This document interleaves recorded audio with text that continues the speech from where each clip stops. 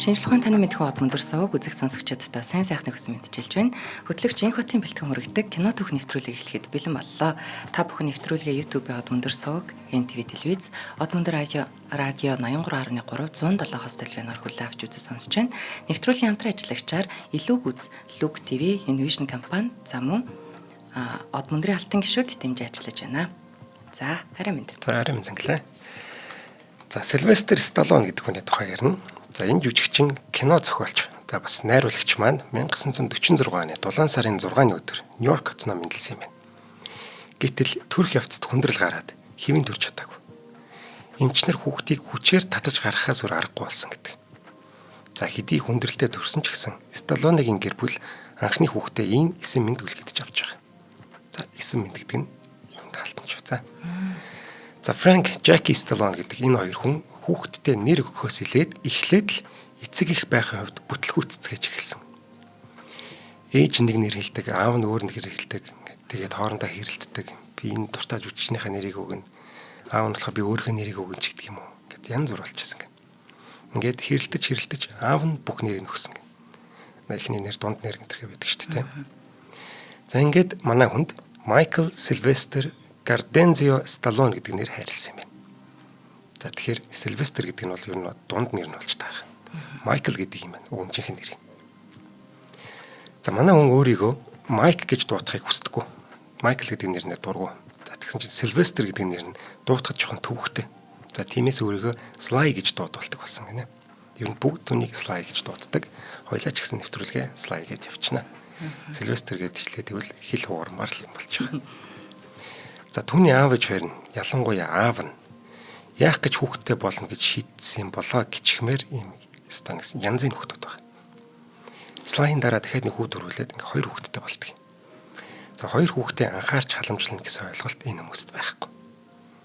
Аав нь Италиас ирсэн Нью-Йоркт сүлжээ үсчний газар ажилладаг. За, ээж нь циркчин бас дуучин хүн байсан юм. Слай болоод түүний дүү хоёр эцэг эхийн хайр халамж гэдэг зүйлийг бараг мэдрээг өссөн.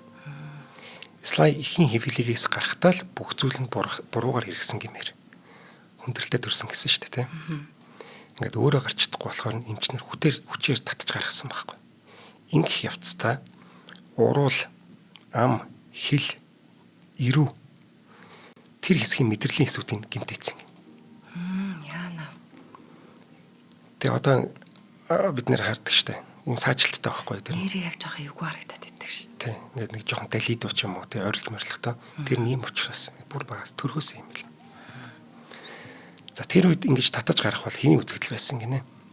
Одоо бол энийг хоригддаг. Ер нь баг одоо хүрхгүйгээр төрүүлж байгаа байх шүү. Ямар ч сан гарч ирээ төрснийхэн дараа ингээд хүүхдээ амлуулж барьдаг штэ тий. Тэрэн дээр бол огт хүрхэ байлцсан. Тэгээ яа гэх юм хариуцлагч гэдэг юм уу тий.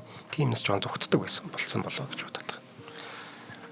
Манай нэг дүү сая англи төрөөд тэгсэн чинь ерөөсөө ойртохгүй гэж юм чинь. Эмчнэр. Тий. Ерөөсөө ингэж зааж өгөөл бичлэг үзүүлээл өөртөө нэг юу барьцсан. Хүүхэлтэй барьцсан тэрийгээр ингэж дүрслэлээ. Одоо иш нь ингэж харуулаараа гэлөө. Тий. Бараг зөв юм шүү дээ. Тэр чинь түүний амьдрал явж байгаа шүү дээ. Тэгээ яачих юм бэлээ тэр чинь хэцүү байхгүй. Тэгэхээр хүүхэд нь энтчүүл хинд буруу гэх юм. Эмчээ буруутгах уу яах вэ? Өөртөө туслах гэсэн шүү дээ. За, мэдээж энэ гэмтэл нь жоохон байхад нь маш их асуудалтай болдог байсан. За, харин жүжигчин болоод томоод од болоход нь их тусалсан гэдэг. Бусдаас өөр царайны хувирал гаргаад тэр нь тулаанд кинод их хүчтэй зөгтөг, зөвхөн хүчтэй төрөх гаргаад байсан учраас хүмүүс танигдахад их төхөн болсон гинэ. Харин баг байхдаа үеийн хүүхдүүдтэй байнга тэрлэгүүлдэг. Бусдаас өөр шүү дээ энэ ч тийм аманд яажиг болчихор. Хачин гажиг царайтай гэж байнга доромжилдог. Тэгээ дээрээс нь маш туранхай ракеттай. За, уурал ам саажилттай зэрэг нь бүр ингэ нэрмээс болж байгаа. Түүнийг Сильвия гэж буюу эмэгтэй хүүхдийн нэрээр очилж дууддаг байсан байна. За, слайд найз хэрхэн байгаагүй. Сургууль дээр тийм асуудалтай хүүхд ганцаараа л явж байдаг. Ингэж явахдаа олон зүйлийг төсөөлж ургуулan бодож өөрийн ертөнцтэй амьдардаг байсан. Ингээд гэртээ ирэхэд ийм хүүхэд гэртээ ирэхэд ээж аав нь хайхрахгүй. Хайр гэж үуч байхгүй. За, хүүхдээ бүр 5 нас хүртэл нь манайхаар бол 24 цагийн цэцэрлэгт явуулдаг байсан юм л. Оо, ямар хайшаа юм бэ? Тийм, ерөөсөө байхгүй гэсэн үг шүү дээ. 1-ээс 5 хүртэл. Одоо эн чинь том хүн те. Тэ. За тэр цэцэрлэг нь манайхыг бодвол анги даасан багш гэж байхгүй. Сайн дурын хүмүүс ээлж дараалан хардаг байхгүй. Өдөр бүр өөр хүмүүс тэр хүүхдүүдийг харгалцах гэж ирдэг байсан юм. Тэгэд найзчгүй багш гэхээр юм байхгүй, ээж авч байхгүй. Ямар ч хүүхдэд хүмүүжил олгох тийм суур мэдлэггүй ч хүнсч болох юм байна те. Хин дуртай нэр. За харин 5 нас хүрээд тэднийх бөөрсөл гэж өөр хот руу нүүснээр харин энэ удаа гэр бүлтэйгээ хамт байх боломжтой болж байгаа. Гэтэл төд удалгүй аав ээж хоёр нь салчдаг. Слай эхлээд аавтайгаа амьдардаг байсан юм. Аав нь маш их ууртай. Ганц хийх дуртай зүйл нь поло тоглох. Түүнийг тоглож байхдаа л аз жаргалтай, харин бус цагт хүүхдүүдээ элдвээр хилж, доромжилж, зодож занчдаг байсан. Пологын цохиураар цус гартлан зоддог байсан гэж. Гэхдээ зодуураас илүү нөхөө элдвээр хилдэг нь хамгийн хүнд байсан гэдэг. Хөвгүүд байнга сэтгэл зүйн дарамтанд байдаг. Үргэлж айцтай амьдарч эхэлсэн гинэ. Ихсэн ч төрхөөс л юм. Тийм байна. Чиний төрсөн чинь хамгийн том алдаа. Чи төрсөн цагаас л урмыг нь хугалсан гэх мэтээр гоочлж загнадаг. Чамд тарих байхгүй. Чи юу ч сурч чадахгүй. Том болоод цэрэгт яв. Өөр хийх чадах юм чамд байхгүй байх болно гэж хүртэл хэлдэг байсан. Хүний аав шүү дээ тийм. Тэнийг юм хаашаа бүр амар дургуур мэр. Харин тийм. За тэгээд аавынхаа энэ муухай хүний ёсонд байх боломжгүй зүйлсийг өөрийнхөө кинон дээр бас гаргаж өгсөн байдаг. Рокки киноны 1-р анги дээр Adrian гэдэг дурлсан бүсгүйтэй хамт катоктер гулгаж явахдаа ярьдаг байхгүй. Миний аав нь хөгшин хүн байдаг юм. Чи юм бодож чадахгүй юм чинь бие хөгжүүл гэж хэлсэн. Тийм учраас би ингээд тулаанч болсон юм а гэж ярьдаг байхгүй. Энд дээр аавыгаа дүрсэлж ярьж байгаа. За харин 11 нас хүрээд манай хүн ээжтэйг амьдрах болсон. Ээжтэйгээ амьдраад байдалтай ирдэггүй. Бүр дорцсон гэж хэлж болно. Ээж нь баячих гэсэн янз бүрийн санаа оноогоо хэрэгжүүлээд юун үр хүүхдээ асарч халамжлах мантай. Зурхаач болж нэг хэсэг явсан. За дараа нь бүхий тэмцээн зохион байгуулдаг болсон байна. Гоо сайхны салон ажиллуулж үтсэн. За зөвхөн эмэгтэйчүүдэд үйлчлдэг жим хүртэл ажиллаулаад сүүлдээ бүр зүнч болсон баг. Маргаангүй. Ирээдүг хардаг. Слай эцэгхийн хайр гэдгийг ерөөсөө бүр нэг өдөрч амсч үзэв. Ээж нь Слайыг үнсэж үзээгүй гэдэг. Яа. Ямар сайн юм бэ? За энэ хүүхэд ямар нөхцөлд өсөж байгаа нь эндээс бүр маш тодорхой харагдаж байгаа. Энд харин эргэн тойрных нь буюу багш нар одоо хүүхдийг одоо аварч одоо тоглох ёстой. Гэтэл багш нар нь бас тэгсэнгүй. Манай хүнийг бас элдвэр хэлдэг гинэ. Тэр хамгийн муухай үг нь чиний ирээдүй бол цахилгаан сандал гэж хэлж ирсэн юм бэл. Нөгөө үхүүлдэг үү? Тэ. За ингэж хэлж байгаа ч бас учиртай. Слай маш сахилахгүй хөлт байсан. Гэртээ тогтно гэж байхгүй. 10-аад удаа гэрээсээ зугтсан гэдэг. 11 настай хүүхэд шүү дээ. Тэгээд мөнгө төгрөг дуусаад бүр болохоо байлаад ирэхээр цагдаа дээр очичдаг. Тэгээд бид хөрчлөөч гэж хэлчихдэг юм уу. Тэгээд цагдаа нар хүргэж өгдөг. Яг тэгэхээр гэртээ харих мөнгө байхгүй. Тэг үнэгүй гэртээ харих боломж нь тэр байгаа байхгүй. Бүр маш тийм юу хүүхэд байсан бэ. Илдэвтэй их юм уу? Ер нь болохгүй тийм хүүхэд байж. Өөрт нь анхаарал халамж тавих гэсэн хэнийг ч өөртөө ойртуулдаг. Слай. Итгэхгүй байгаа байхгүй. Өөрт нь үнэхээр туслах чинь гэж итгэхгүй хин ч тэрийг хайрлааг болохоор Магадгүй тийм бах тийм. Маш ууртай. Болж өгвөл харгас хэцгий. Болж бүтэхгүй зүйл хийдэг. Бүр ангийнхаа цонхоор нэг удаа ном сумаар харваад. Тэгээ шүхэр бариад дээвэр дээрээс үсрээд гараа угалж ийсэн юм. Нийт 13 удаа сургуулаас хөөгцсөн. За орсон бүх сургуулаасаа хөөгцсөн гэж. Бүх хичээл дээр улаан нойл. Тэгээд байнга зодон хийнэ. Өөрийнх нь жоохон ч гэсэн үл хүндэтгсэн байдал гаргах юм бол шууд зодтолно. Найз охинлонд харц читгэл юм бол шууд зодтолно. Ерөөсө бүр болж болохгүй хөхт байсан. Энд чинь ерөөсөө л эцэг их хүмүүжил шууд харагдаж байгаа юм дээр. Хүмүүжил гэж юм уусаа байхгүй юм чи тийм. За ингээд бүр төсвөр алдсан ээж нь Слайг 13 настай байхад нь дотор байртай нэг сургуульд оруулсан. Тэгсэн тэр сургууль нь болж бүтэхгүй байгаа хүүхдүүдийг өөр дээр авдаг. Ер нь нийгэмшүүлэх гэдэг засаж авах гэдэг ийм сургууль юм байна. Энэ биш тэ шоронгийн хамгийн шоронгийн өмнөх алхам байхгүй. Дандаа асуудалтай амар хүмүүс байгаа учраас Тий. гэж амар тооцогдож байгаа хүмүүс байгаа учраас айгу хатуу дэглэмтэй тийм газар уу? Тий. Тэр сургуулиасаа бас зогтсон баг. Энэ цагаас хойш 13 настайгаас хойш Слай дахиж эцэг ихтэй хамт амьдрах хөгдөг.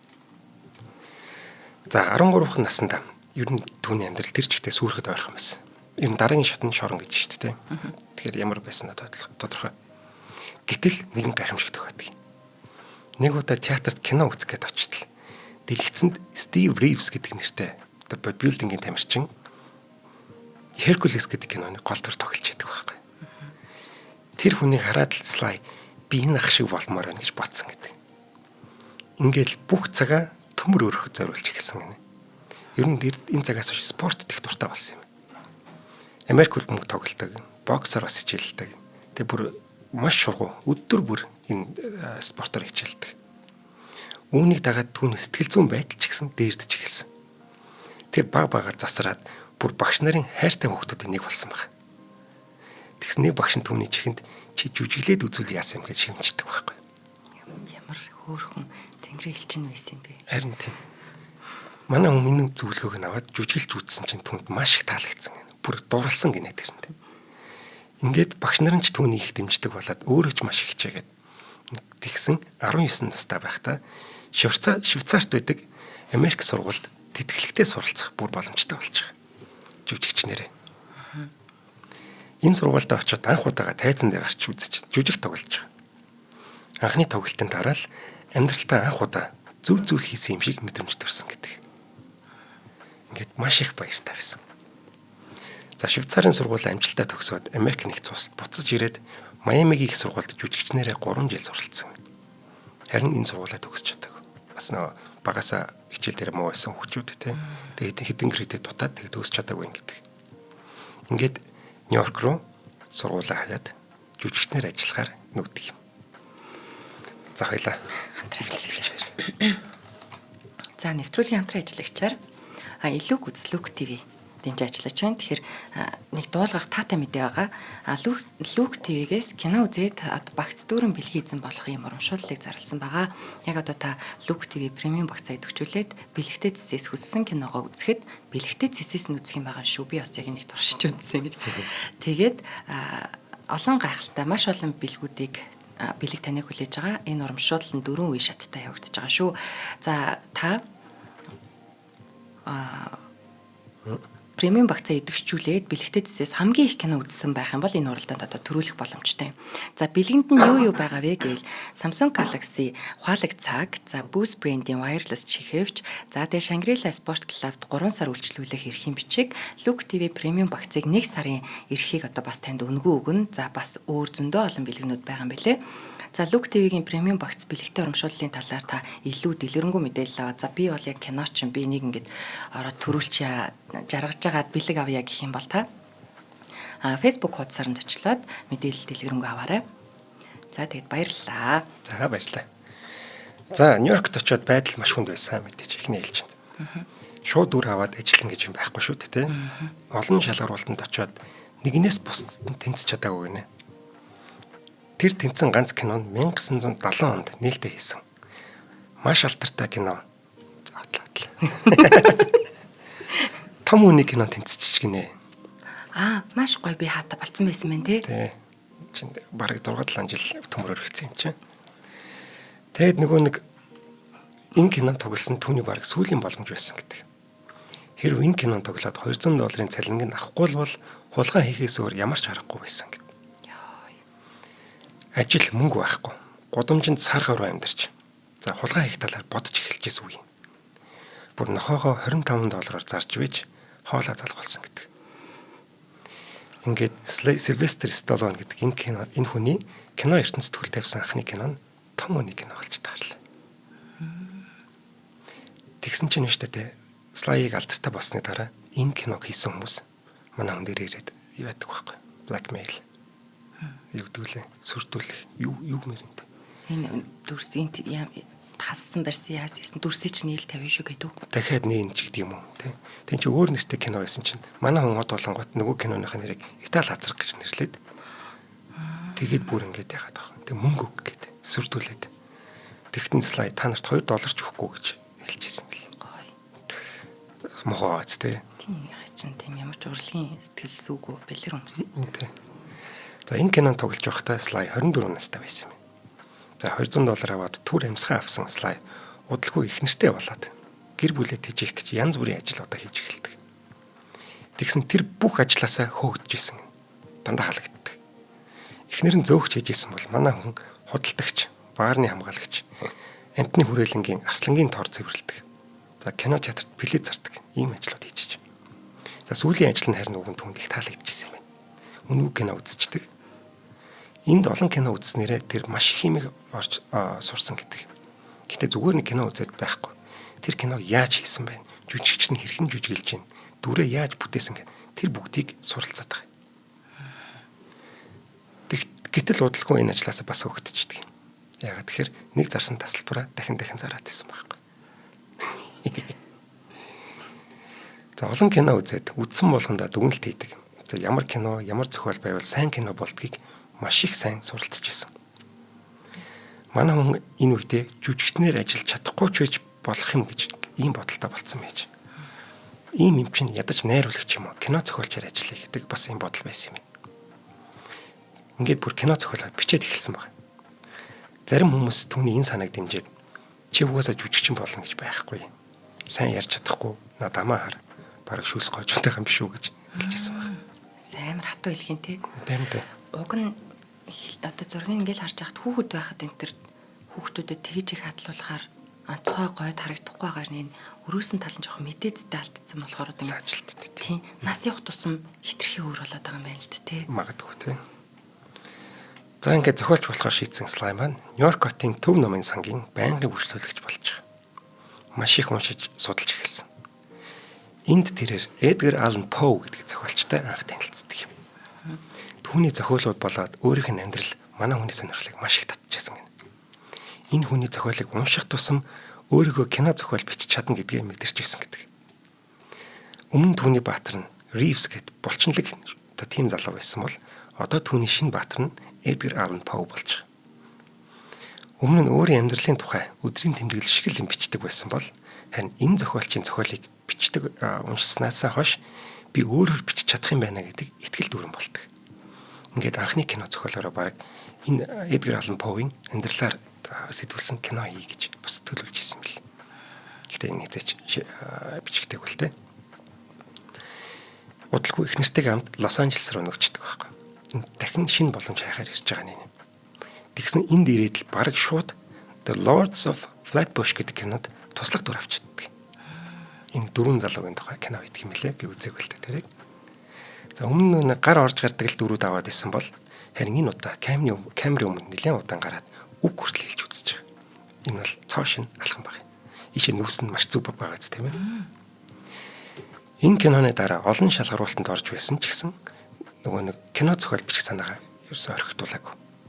Өөрийгөө үргэлж хөгжүүлээд ямар утга санаатай зохиол бичгээ үргэлж бодож исэн.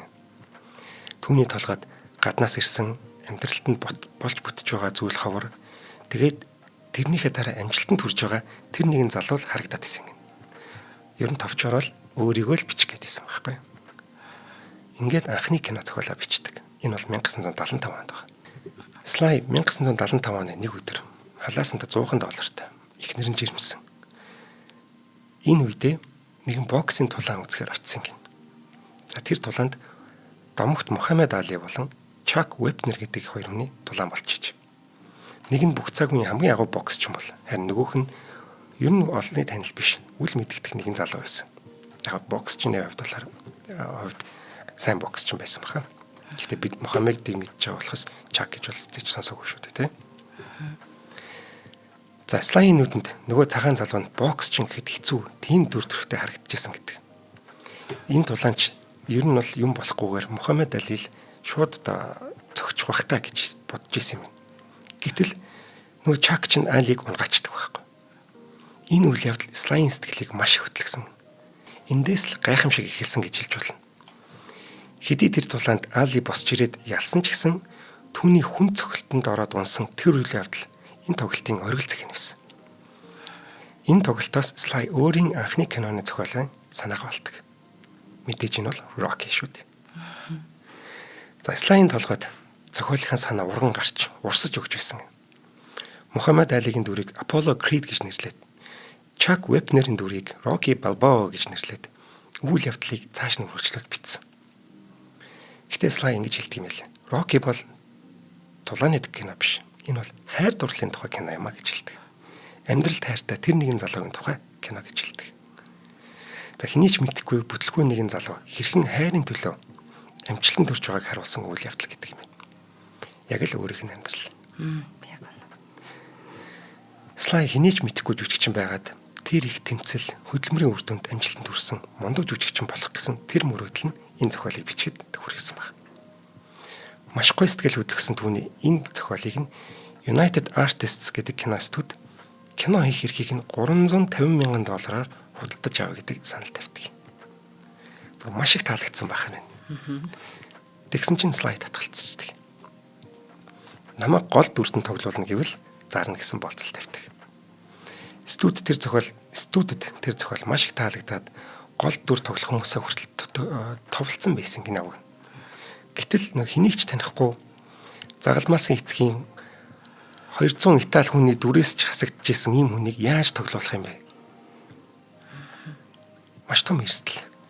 Гэхдээ тэд Sly-ийн болцлыг хүлээж авдаг. Тийм үү. За ганц Sly-ыг авсангүй. Түүний аавыг нь бас нэг ажил өгдөг. Тэгээ дүүг нь бас их нэрийн хүртэл бас нэг ажилд аваад ингээ. Ямар ч байсан манай хүн гэр бүл ихнийгээ тэнд ажилд оруулчихж байгаа. Тэстэ олцсон ганц боломжоо тултал нь ашиглаж байгаа юм. Эцсийн сумаа тавьсан байндаа тусдаг. За гол дүр тоглоод зохиол бичсэн цалин гэж $35,000 авдаг. 10 дахин бага мөнгө авч байгаа. Гэхдээ ирээдүйд ирэх ашгийг нь төсөөлөх аргагүй. Ингээд $35,000 байсан нөгөө зарсан хайртай нохоогоо 1,500 биш 15-аар авдаг лөө. Буцаагаад авдаг. Йоо, наа чи амар хөөх юм бэ? Тийм бааз. Хоолгүй ээжэж тэрийгэ зарсаад тэрэндээ бас шаналаад явж байсан юм шүү дээ. Тийм. Бүр $25 зарсан шүү дээ. Тийм. Гэтэл одоо 15,000-аар буцааж авч байгаа байхгүй. За студид ч гэсэн манай үнийг тоглуулсан шийдвэр нь маш зөв байсныг бид мэднэ. Кино $1 сая бүтээд 100 саяын ашиг болдог. Санхүүгийн хувьд маш ашигтай ажилласан. За дээрэс нь шүүмжлэгчдээс ч маш өндөр үнэлгээ аваад бас шагналт болуулж эхэлсэн. Оскарын 10 төрөлд нэр дэвшээд 3-ыг нь эзэн болдог. Тийм үү бүрөө. Тэ. Энэ донд шилдэг найруулагч мөн шилдэг кино гэдэг төрөл явж байгаа шүү дээ. Би яг өөртөө кино бичсэн гэж мэдээдсэн ч гэсэн бүр ийм амар гэж юусоо боддог шин. За Sly маань өөрөө харин шилдэг кино зохиолч болон шилдэг эрэгтэй жүжигчин төрөл нэр дэвшиж чаддаг юм. Анхны кино шүү дээ бараг тийм. Энэ дээр хараа зөв чаддаг дуртай юм олж хийвэл амжилтанд хүрэх зам хүн бүрт бий гэдгийг маш тодор харуулж байгаа. Sly-ийн амьдрал бүр тэр чигээрээ сургамж байна. Тийм. Муу хүн төрдөггүй. Тэд бүтээгддэг гэдэг. За бас хүн муугаараа байдаггүй. Тэд засардаг гэдгийн хамгийн том жишээ нь Sly баг. Зөв замд нь оруулаад л өгөх юм бол за мөн дуртай зүйлээ хийх юм бол тэр хүн маш хурдан өөрчлөгдөж болтгийг харуулдаг. Цахилгаан сандал түүний ирээдүй байсан бол одоо түүний ирээдүй Оскар байх нь. За Sly маань ингээд нэг шөнийн дотор суперод болсон. За дэлхийн суперод шүү дээ. Дэлхийд даяар Rocky-г үзсэн. Бүгд дуртай. Хэний ч мэдхгүй бүтлгүй залуу дэлхийн аваргыг зодоод энэ зохиол хүн бүр таалагдсан байхгүй. За ингээд гинт дод болцсон чинь Sly бүр цочролд орсон гинэ. Юу болоод байгааг ойлгохгүйсэн. Гинт дод болцсон чинь оддын өвчин тусч эхэлдэг. Хүн бүр түүнтэй хүндэтгэлтэй харьцаж түүнийг магтж байх хэвээр. Өөрийг нь шүмжилсэн хүн болгоноор үсчдэг. Нөгөө нэг додолдог байсан шүү дээ. Яг тэр зан хэвээрээ байгаа байхгүй энэ дэр бас. За тэг хэрүүл хийдэг, бүр занал хийлдэг байсан. Тэднийг энэ үеигээ тэр өөрийнхөө хамгийн тэнэг байсан үе гэж хэлдэг юм л. Аргагүй шүү дээ. Гинэт маш өндөр босгоор Холливуудад ороод ирсэн чинь одоо нөө Rocky-тай адилхан л байхгүй бол түүний сэтгэл санаа хана гэж байхгүй. Гэтэл дараагийн кино төслүүд нь ер нь бүтлгүүтлэр төгсөж байсан. Rocky-гоос хойш анх удаа найруулагчаар ажилласан чинь тэр кинонд бүрэн сүрэл болтгий. Гинэт уулын өрөө дээр гарч ирсэн Слай багаар уулнасаа бууж эхэлж байгаа. Гэхдээ түүний хоёр дахь найруулагчийн ажил нь энэ бүхнээс авардаг. Энэ бол Рокигийн 2 дугаар анги. За ивент итгэжтэй хэлцэл. За нэвтрүүлгийн хамтран ажиллагчаар манай Од Мөндрийн алтан гишүүд мань ажиллаж байгаа. За алтан гишүүд гэж ямар хүмүүс болохыг бас танилцуулъя. Тэгэхээр Од Мөндөр гэж энэ байгууллага 30 эд үнэтэй үйл ажиллагаа явуулаад одоо удахгүй бид 2 жилийнхаа ойг тэмдэглэх гэж байна. Тэгэхээр энд мэдээж бид алтан гишүүд гэж одоо нэрлэж хайрлаж байгаа хүмүүсээ бүгдийг бас төрсөн өдөртөө урьдаг. Та хэрвээ алтан гишүүн болохыг хүсвэл манай Од Мөндрийн данс руу 100,000 төгрөг нэг удаа жилдээ шилжүүлэх юм. Тэгээд та 1050 нэвтрүүлгийг YouTube-д орохоос нь өмнө одоо лайваар шууд алдаа оноо бүх юмтай шууд комментээр харьцаад ингээд үзэх боломжтой байдаг. Гэхдээ хамгийн гол нь та шинжлэх ухаан таны мэдхүүл түгээн дэлгэрүүлэх энэ үйлсэд бидэнд тус олж байгаамаа. Тэгэхээр өөртөө гар бие оролцож байгаа тийм. Тэгээ хүнд бас бэлгэлж болно. Би бол цагаан сараар бас тийм азтай хит хитэн хүндээ алтан гишүүн болох эрх үгнэ гэж бодож байгаа. Тэр чинь хамгийн гоё оюунлаг бэлэг болно. Дээрээс нь нөгөө нэг YouTube-д орохыг хүлээхгүй тэр дорн үзэх айгу бас хүмүүст амар байдаг байх гэж бодож байна. Нэг завтай үедээ. Тэгээд ер нь л Од Мөндөр те зардал ингээл янз бүрийн гинтийн болно. За заримдаа бүр Од Мөндөр дампуурах уу явах уу гэсэн үед алтан гишүүд маань аминд орж исэн гэж манайхаа ярьдаг. Тэ энэ надаас өмнөх үйл явдал л та. Тэгээд алтан гишүүдтэй дандаа баярлж явдаг шүү. Тэгэл амар хөөрхөн алтан гишүүнийхээ ингрийн тэмдгийг авах гэсэн ингээл энэ тэнд гадаад байгаа хүмүүс хүртэл өөрийгөө төлөөлөд хүнээ явуулсан байдаг. Алтан гишүүдтэй үргэлж баярлдаг шүү. Би дансаа та нартай нэг хэлээд үгүй. За данс нь бол Худалдаа хөгжлийн банкны 94,000 гэдэг iBand дугаартай 4191 тэг 4 518 гэдэг данс руу 100,000 төгрөг шилжүүлээд за тэг гүйлгэний утган дээрээ Facebook-ийн нэрийг болоод утасны дугаараа заавал бичих хэрэгтэй юм шүү. Баярлалаа. За баярлалаа. За Рокигийн 2 дугаар анги. Энэ кинонд Слай гол дүр тоглоснаас гадна зохиолыг нь бичээд бас найруулагчаар ажилладаг. Ер нь бүхэлдээ түүний кино болсон гэж болно. Энэ кино эхний анги шиг Оскарт нэр дэвшээд амжилт гаргаагүй ч гэсэн харин шүүмжлэгчдээс өндөр үнэлгээ аваад $200 сая орлого олж чаддаг. Мөн Рокигийн 3, 4 дугаар ангиуд ч гэсэн маш амжилттай бол. Энэ ангиудыг бүгдийг өөрөө найруулж зохиолын бичдэг. Тэгээд бас гол дүртэн тохиолж. Слайд зогсолтгүй сайжирч өөрийгөө хөгжүүлж байсан эндээс харагдана. Маш мундаг болж байгаа. За найруулагч жүжигчний чадвараас сайжруулахаас гадна биеэ ч хөгжүүлэхээ зогсоогоогүй. Бүр л бак болоод байгаа. Рокигийн 3, 4 дугаар ангид бэлдээд маш их бэлтгэл хийсэн. Мэргэжлийн боди билдерээр багштай болоод тэрнтэйгээ өдөр шөнөгүй бэлтгэл хийдэг. За нэг бодлын сайн юм шиг боловч 3 дугаар ангид тоглох гэж орж ирэхдээ маш их ядарсан байсан. Сэтгэл санааны хувьд ч биеийн ч хувьд. Гэтэ нөгөө аюултай үзэгдлүүдтэй өөрөө тоглоно гэж зүрүүдлээд ер нь Слай гэдэг юм болгоныг өөрөө мэдэрч үзэх гэж одоо хичээдэг юм л. Энэ орлон тоглогч яаж ажилтдаг юм? Ингээд цогцолвол яадаг юм гээд бүгдийг өөрөө мэдэрч үзчихэж тэгжээж кинохоо найруулдаг юм л. Өөрийнх нь дүр биш байсан ч гэсэнтэй тэр хүмүүсийн оронд орж үзчихэж. Тийм. Ингээд хэд хэдэн ноцтой гинт лавдаг гинэ. 4 дугаар анги дээр дөнгөж замналан эхэлж байсан тулааны урлагийн мастер. За жүжигчин Долф Лундгрен гэдэг хүнийг ураад ингээд тэр киност амар болдог байхгүй. Энэ Долфи чинь зөвлөлтийн нэг боксч юм болгоод тэгээ нөгөө Apollo Creed чинь зодод талж малаад нэстэй амар хүнд кино байхгүй. Тэгээд ер нь энэ цуврал Рокки цувралын хамгийн хар бараа анги нь энэ анги болсон гэж ярьдаг. Тэгээд тэр чинь тулааны урлагийн мастер хүн орж ирж байгаа байхгүй кинон дэр. Тэгсэн чинь нөгөө нэг Слай чинь ер нь энэ хэр цогт юм бол гэд чи намайг нэг яг жинхэнээсээ нэг цогтоо гэд. Тэг би яахчгүй зүгээр гэд ингэж хэлээд 4 хоногийн дараа эмнэлэг зэрдэг. Нөгөөтөн цогтчихгүй юу? Тэгсэн чи баста байхгүй болсон. Өөрөөс нь бүр толгоо өндөр залуу шүү дээ. Амар тийм. Өстө бүр Слай амьд гарсны их юм энэ дэр. Бас гал зуу гоц тийм. За дараа нь домогт хөлбөмбөгчин Пилетэй нэг кино тоглосон юм байна л да. Пиле чинь хөлбөмбөгчин амар амтан шүү дээ. Цогсон бөмбөгийг хаах гэж жагаад гараа бас угалж ирсэн юм. Тэгээ дараа нь Expendables гэдэг кинон дэр зодтолдож жагаад хүзүүг бас угалж ирсэн. Юу нэлийн гинтсэн юм. Тийм төмөр суулгацтай баг шүү үзэн дээр чинь. За 1990 онд Рокигийн 5 дугаар ангид гараад. За өөрийнх нь хэлснээр энэ цувралын хамгийн муу анги нь болсон гэж ярьдаг. За энэний дараа 6 дугаар анги нь хийгдээд бүр хөгжөрсөн хойно дэлхийн аврагтай тулалдаж байгаад тэнцдэгч л хожигдж бас нэг юм гардаг. Үтгэж юу нэг хүнд анги. Гэхдээ Рокигийн зохиолоод хүнд уран зориг өгдөг. За хизээч бууж өгч болохгүй зорилгынхаа төлөө бүх саад бэрхшээлийг даван туулах тэр ирч хүчийг өгдөг мундаг зохиолоод байдаг. Киноны дуун ч гэсэн кино урлагийн түүхэнд шилдэг аялгуунуудын нэг болж чадсан. За Рокигийн 3 дугаар анги хийгдэж байхад слайд нэг кино зохиол ирсэн гинэ. Ер нь ном байсан. First Blood гэдэг нэртэй. Энэ зохиолын гол дүр нь Рокитай их төстэй. Нэр нь хүртэл төстэй.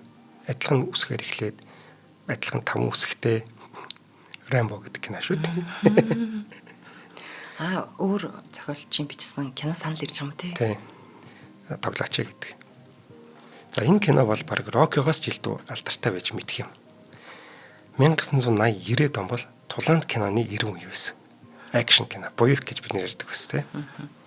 За бүгд л булчин шүрмэс болсон том буутаа нөхдүүдийг хэдэн зуун хүнийг буудан алж өөрөө нэг ч шарахгүйгээр амьд гарч байгаа тэр үйл явдлыг харахыг хүсдэг байсан үе. Гэхдээ Рамбо дээр анхны зохиол нь Рамбо үхэд дуустдаг байсан юм. Амиа хорлцдог байсан гэнэ. Тэгтэн Слай найруулагч дээр очиод энэ хүн чинь хүчнөө дулаан хийгээд ам өрссөн ийм олон үйл явдлыг туулан байж амьд гарчаад өөрийгөө буутчих гэдэг чинь хутахгүй юм биш үү гэж хэлсэн. Иннээс нь болоод Рокиг амьд үлдээдэг. Киноны төгсгөлд. За тэр нь ч нүдэ олсон дараа дараагийн ангиуд нь хийгдэх ийм боломжтой болж байгаа. Эхний анги нээлттэй хийгээд л шууд супер хит болсон. 15 сая доллараар бүтээд 125 саяын орлого болдог. Энэ бол дараа дараагийн ангиуд хийгдэх хангалттай шалтгаан байна. 2 дугаар анги дээр Слай маань гол төр бүтээхээс гадна зохиол дээр ч гэсэн гар бие оролцож эхэлнэ. Рамбо нийт 5 анги гарсан байна. За хамгийн сүүлийнх нь 2019 онд Рамбо Last Blood гэдэг нэртэйгээр гараад ер нь энэ франчайз энэ кино ингээд дуусчих шиг. За жүжигчин хүнд өөрийг нь тодорхойлдог нэрийн утас болсон. Өөрийнх нь нэртэй холбоо үг болж явдаг кинонууд байдаг. За харин слайд ийм кино 2 байна. Тийм байна. Рамбо, Рокки. Манай өнгөтэй азтай юм шиг тийм ээ. Гэхдээ аз гэхээсээ илүү би энэ дээр түүний хөдөлмөрийг үнэлмээр байгаа. Шоронд орох гэж байсан хөгчүүд гэтэл дуртай юм олж хийгээд номын сангаас салхаа болно гэдэг ч юу гэсэн үг. Тийм. Чимэр амар хөөстэй. Гүнийг юм өөрчлөгдөж чадчих байгаа тэр байдал нь айгүй гоё юм л да. Угаасаа нөгөө нэг хаанчгүй юм байна нөгөө хүмүүсийг харлуулдаг бид нар ерөөс яаж хүний амьдралыг тамраа явуулж байгаагаа мэдэхгүй эцэг их нь хүртэл тэгжээдэг те. Тэгэхэд яаж тийм гоё сэргэж босч чадваа энэ өстө бахархмаар юм байна. Тэр яаж зохиол бичиж чадваа яаж ном уншиж чадваа. Тэ. Яа. За Рокигийн 6 дугаар анги буюу сүүлийн анги нь 2006 онд гараад. За цуврал ингээд дууслаа гэж бодож байсан. Гэтэл 2015 онд Creed гэдэг кино нээлттэй хийдэг. Гол дүрд нь Майкл Би Жордан гэдэг өсч яваа маш мундаг жүжигчин тоглодог. Рокигийн өрсөлдөгч нь Apollo Creed шүү дээ. За Өрсөлдөгч байж байгаа дараа нь найзууд болдог. Apollo Creed-ийн хүүгийн тухай өгүүлдэг энэ кинонд манай Слай маань Рокигийн дүрээр эргэж ирдэг. Эсвэл маш гоё кино энэ Creed. Би үзэх гаргахад юм бол би үздэг байхгүй нэг. Слай ч гэсэн дүрээ тултлан гаргаад Оскарын шилдэг эрэхтэй туслах дүрт хүртэл нэр дэвшиж чадсан. 1977 оноос хойш буюу 39 жилийн дараа нэр дэвшиж байгаа юм. Анхны 2 дүр юунд дэвшсэн шүү дээ. Тэрнээс хойш ерөөсөө Оскар байхгүй. Дэвшил байхгүй. За бүгд Слайыг энэ шагналыг авна гэж бодож түүнийг дэмжижсэн. Стабор бүгд дэмжижсэн. Гэхдээ харамсалтай нь авч чадаагүй. Марк Райланс гэдэг хүн нөгөө талд нь Спилбергийн Bridge of Spies гэдэг киногоор бэжсэн байхгүй. Ер нь бол барыг аргагүй юм байл л дээ. За энэ ялагдлын дараа Слайыг авах хэрэгтэй байсан гэж маш олон хүн янз бүрийн шүүмжил хэлдэг. Тэр ярьж байсан хүмүүсийн дунд Арнольд Шварценеггер байна. Тэр үдшийн Оскарын үйл ажиллагаа дууссаны шууд дараа Арнольд захим орчинд нэгэн мессежийг загтлыг Слайд хандж хэлдэг. Найз минь би чамаар бахархаж байна. Чи энийг аваагүй ч гэсэн чи үнэхээр мундаг байлаа гэх мэтчлэн Слайг тултал нь магтдаг. Дэмжиж байгаагаа илэрхийлдэг. Гэтэл энэ хоёр ч өмнө нь дайснууд байсан хүмүүс шүү дээ. Хэвээ би энийг үздэггүй байсан хоёр шүү дээ. Энэ талаар хоёлаа яриаг болоо би ирсэн санагдаад тах юм. Яриаггүй шүү дээ. Шурцныгийн дугаар дээр ирсэн байгаа юм. Ерөөсөө би үнтэйгээ байнга өрсөлддөг байсан байхгүй. Хин том буутай гарч ирэх үү, хин олон хүн алах уу, хин том утгатай байх уу гэх мэтчлээ ерөөсөө энэ хоёр чинь би үнтэйгээ байнга өрсөлддөг байсан байхгүй. Тэг бүр би энийг үзэн яддаг байсан. Яг амьдрал дээр Яриаггүй. тийм болоо тийм. Тэгвэл тийм хүний бас анд нөхрөө бол гоё мөн чанарууд нь гоё юм тий. Тийм. Энэ хоёр ч тэгээд хөгшрөөд сайн найзууд болсон байхгүй. Бүр одоо маш дотны найзууд. За, Sly өөрийг нь од болгож дэлхийд таниулсан Rocky-гийн дүртэй 2018 онд баяртай гэж хэлдэг. Creed 2 кинонд Rocky-гийн дүрийг сүүлийн удаа бүтээгээд дахиж энэ дүрдээ тоглохгүй гэж мэдгэцсэн. Кинон дээр үнэхээр гоё салхасыг түнтэйг гүйцэтгэдэг. Кинон дээрх сүүлийн тулааны дараа манай Adonis буюу Apollo-гийн хүү Rocky-г дивжэн дээр гаргаж ирэх гэдэг чинь Rocky харин гаралгүйгээр одоо бол энэ чиний дивжээ гэж хэлээд сандал дээрээ суугаад өлтдөг. Хэвээ ойлмаар. 41 жилийн дүрээ бүтээсэн хүн шүү дээ. Sly Rocky хоёрыг салах ямарч боломжгүй. Гэтэл харин 2018 онд гээд хоёр тийш болтгийм. Sly энэ хоёр киногоор л маш сайн танигдсан болохоос биш. Өөр маш олон гоё кинонууд бий. Ихэнх нь тулаант акшн кинонууд. Угсаа дөргөн тийм юм чинь шүү дээ. 1969 оноос хойш өдийг хүртэл тасралтгүй кино урлагтаа зүтгэж байгаа хүн бол тэр. Сүүлийн үед нэг хэсэг сул кинонууд тоглоод ер нь сул дүр бүтээгээд байсан. Гэхдээ л тэр шин санаануудтайгаа эргэн ирээд нэр хүндээ дахин өсгөж чадсан. Сайн зохиол гэхээсээ илүү хүмүүсийн сонирхлыг татсан шин санаануудыг гаргаж ирээд тэгээд буцаж гарч ирдэг. За Escape Plan, The Expendables гэх мэт санаанууд бол түүнийх. Ингээд хүмүүсийн сонирхлыг яхаарахгүй татдаг. Тэгээд хүндэтгэлийг дахин хүлээж чадчих. Алга болчлоо, хөгшөрсөн одоо байхгүй гэж хэлсэн бол тэр нөх хөдөлмөр нь дахиад гаргаж ирж байгаа байхгүй. Sly чи бол тарихгүй, толгойч нь ажилдаггүй, нүүр амны гажигтай хизээч амжилтанд хүрч чадахгүй. Цахилгаан сандал дээр чиний амьдрал дуусна гэж хэлүүлж байсан хүн. Тэгвэл хүн дуртай зүйлээ олж чадвал ямар их амжилт, аз жаргалд хүрч болдгийг харуулж чадсан гайхалтай хүн юм. Баярлалаа. За баярлалаа. Тэгэхээр тийм байна. Одоо энэ нэвтрүүлэг маань яг хайрын баяраар орж ийн үү? Өмнөх өдөр нь орж ийн үү те? Тэг өнөөдөр шууд харна. Тэгэхээр нөгөө нэг маш их зовлон үзээ сэтгэл нь хатуужаад гэдэг хүмүүс яриад байдаг шүү дээ. Хүнийг амар гоё, мундаг, сайн хүн байлгах хамгийн хийж чадах юм бол хайрлах. Тэг энэ хүн чинь тэр нөгөө од болонгуутлаа ингээл бас эвдэрч байгаа нь тэр дандаа дээрлэхүүлсэн хүнд буцаагаад нэг юм өшөө авч байгаа юм шиг мэдрэмж төрсөн ч юм уу дээрлэхүү зан гарч ирсэн. Гэтэ ямар гоё ухаантай тэрийгээ цацаад хөдөлмөрлүүд өстой маш гоё байлаа. За баярлалаа. За яста тулаантай болохоор киног яг нэг онцолж үздэг юм байна. Нэрэл яг хөө тэр нэг нүүрнийх нь жоох эвгүй байгаад байгаа нь тулаантай тим кинонд ол зохиод идэх байхгүй нэг тийм. За баярлалаа. Шинжлэх ухааны таны мэдхүү од өндөр сууг үзэг сонсогчид та бүхэндээ кино дөх нэвтрүүлгээ хүргэлээ. Нэвтрүүлгийг YouTube-ийн од өндөр сууг, NTV телевиз, од өндөр радио 83.307 гэсэн хостелхоноор та бүхэн маань хүлээн авч үзэж сонслоо. Нэвтрүүлгийн хамтран ажиллагчаар илүү гүзлүг TV, замун од өндрийн алтан гишүүд та нар маань дэмжиж ажиллаа. Студид Инхот Цэнгэл баяр ажиллаа. Дараа үзье. За баярлалаа.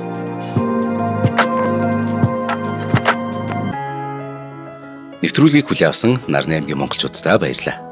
Од өндөр сууг нь энэ мэдчлэн таны мэдхүү мянган нэвтрүүлгийг 2026 оны 7 сарын 1 хүртэл та бүхэндээ хүргэх юм.